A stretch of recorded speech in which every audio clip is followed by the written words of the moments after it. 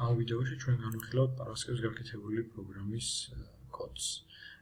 დავიწყებთ პროგრამის კეთებას პირობის წაკითხვით, ესე უნდა გავაკეთოთ კლასი, რომელსაც აქვს ორი private ველი და ამ ველების შესაბამისი პროპერტისები, რომელთანაც ჩვენ მოვახდენთ ურთიერთობას ამ ველებთან void main-დან. პირველ ველში უნდა დავმახსოვროთ აუცილებლად რიცხვი დიაპაზონიდან 1-დან 20 და ხოლო შემდეგ ველში უნდა დავმახსოვროთ რიცხვი 0-დან 30-ის ჩათვლით, რომელსაც დააგენერებს random რიცხვს ჩვენი პროგრამა. ეს მინიჭება უნდა მოხდეს რა თქმა უნდა პროპერტისების დახმარებით, თუ პირველ ველს შევძლებთ მოვანიჭოთ აღსწორი რიცხვი, ანუ თუ არ იქნება 1-დან 20 დიაპაზონში, მაშინ უნდა გამოიტანოს შესაბამისი შეტყობინება. ასე უნდა ქონდეს print ფუნქცია, რომელიც დაგვირთავს მთელი ინფორმაციას ჩვენი კლასის შესახებ. მოდით დავიწყოთ პროგრამის კეთება თანამდებულად და გავაკეთოთ კლასი love. ამ კლასს ექნება ორი private ველი, num1 და num2. შემდეგ გავაკეთოთ property, პირველი property, რომელიც მოგცემს საშუალებას, რომ ურთიერთობა გქონდეს ჩვენ პირველ private ველთან. ეს იქნება int ტიპის და ამის სახელი იქნება num1 დიდი ასოთ შეგვიძლია თქმა უნდა დავაკეთოთ სხვა სახელიც. get ფუნქცია და set ფუნქცია. get ფუნქცია მხოლოდ დააბრუნებს ამავე კლასის num1 ველს და მეც არც არ გააკეთებს, ამიტომ ხოლო set ფუნქციაში უნდა მოხდეს უკვე შემოწმება. ესე იგი, თუ გამოწერებული მნიშვნელობა, რომელსაც შემდეგ ჩვენ მივანიჭებთ int main-დან მეტიან ტოლია 1-ზე და ასევე ნაკლებიან ტოლია 20-ზე, მაშინ მოხდეს მინიჭება ამავე კლასის num1 უნდა იყოს values ტოლი. ანუ მივანიჭეთ გადმოცემული მნიშვნელობა num1-ს.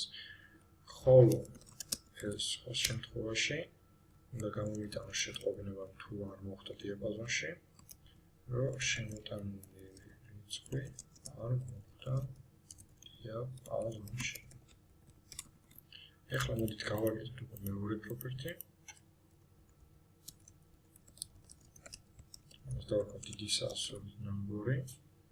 აქ უნდა გქონდეს get-ი, რომელიც მხოლოდ დააბრუნებს ამავე კლასის num2 ველს და უნდა გქონდეს set-ი, რომელიც მხოლოდ მიანიჭებს და მეცერებს არიძავს ამავე კლასის მეორე ველს, გადმოცემულ მნიშვნელობას, რომელიც მოეწოდება int main-დან, void main-დან უბრალოდ.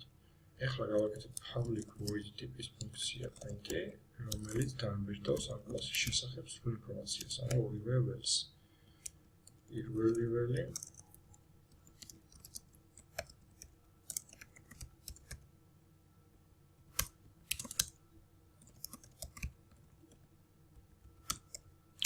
და მეორე ველი.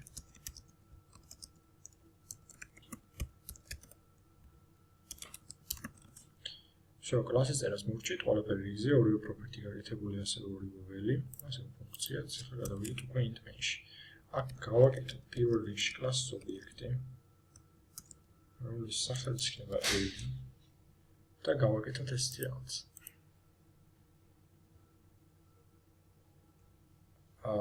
ეხლა ჩვენ random კლასის დახმარებით დავაგენერებთ უკვე random რიცხვი,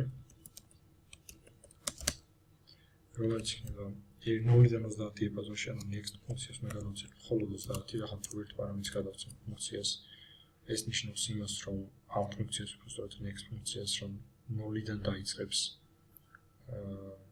0-დან ამ რიცხვამდე დააგენერებს random რიცხვს. და ეხლა უნდა მოვახდინოთ ეს რაღაც, უნდა მოვახდინოთ l პარამეტრში, l ობიექტში უბრალოდ num1 property-ს დახმარებით. პირველში ანუ 5-დან მოვხსოვოთ, ანუ რომელიც დიაპაზონში მოხდება და ნახოთ რა მოხდება შემდეგ. ხოლო შემდეგ property-ს დახმარებით დავმოვხსოვოთ დაგენერებული random რიცხვი. და შემდეგ ძალიან მარტივად l-ისთვის, objective-ისთვის გამოვიზახოთ l print ფუნქცია. ეხლა მოდი ჩვენი კოდი გავუშვათ და როგორც ნახეთ, ყველაფერი ფიქსი. პირველ ვერში დავმოვხსოვოთ 5 ეს მოხდა დიაპაზონში, ამიტომ მიანიჭა ყველანაირი პრობლემის გარეშე, ანუ აი აქ მაღლა if-ში შევიდა, იმიტომ რომ დააკმაყოფილდა ორივე პირობა, იყო როგორც 1-ზე მეტი, ასევე 20-ზე ნაკლები, ასევე ტოლები და მოხდა მინიჭება და შემდეგ დავეჭდით დროს ყველაფერი მოხდა ძალიან კარგად, ანუ დავით და ასევე დაგენერებული რიცხვი იყო 18, იგი მოხდა 30, ანუ დაგენერებული 0-დან 30-მდე მიანიჭა და შემდეგ ჩვენი გამოვიდა. ახლა მოდით განვიხილოთ ის შემთხვევა, როცა აქ წერია 25 და ეს არ ხდება დიაპაზონში.